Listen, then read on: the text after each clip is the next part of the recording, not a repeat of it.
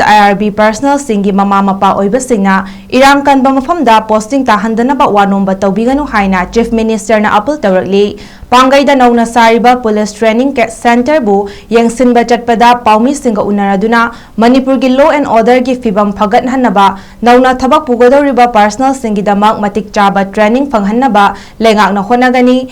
Police na mapangal solabadi yamna chawna asoiba oi maram aduna hantak lakadoriba IRB personal singi manungda personal listing amadi special training panghanduna lebak asida achauba thodang lohannaba honagani amadi leiriba personal singsu matik chaba health checkup sing tawduna lebak ngaknaba honagani haibana chingba wafam sing phongdoki 11 IRB lower matung hado khoto ko process puroi lore mo training lore lai manipur ki huji deba situation jine aduga moi si post ma se figure ke di nasai gi adagi lai spirit and discipline atai mayam hanagi lai ba si moi phate habnate loina mix up tawro kanda moi da soirak kadra haibo wakhal kare ko de lai bodegi si se koina khudakta moi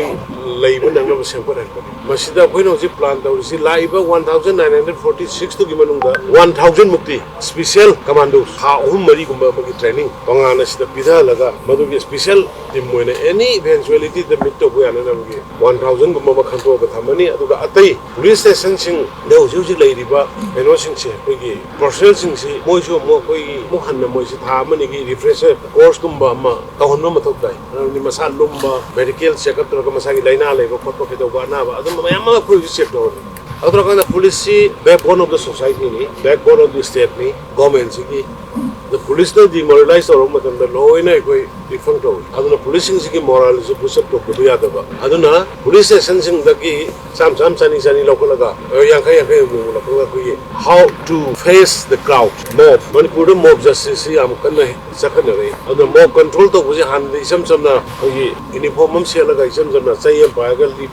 pa ga toram bani buji madu to holo full equipped ira kanda full na to hon mata re lai ru situation ni madu na ko mit to no hon pa da adugum bagi full equipment ko lai na ba akoi sinlang ko loire aduga saragi berial ko mob control policing da ko pirni param di rally sapodagi rally mnotagi no caption birakwa nauri ki nung na caption birakwa so many things yang wild were ko haidare public keno se ko khara aduna wild were ko sing du kamai theng na ga da ki adugi ko madu ki sabsa ko khara na ko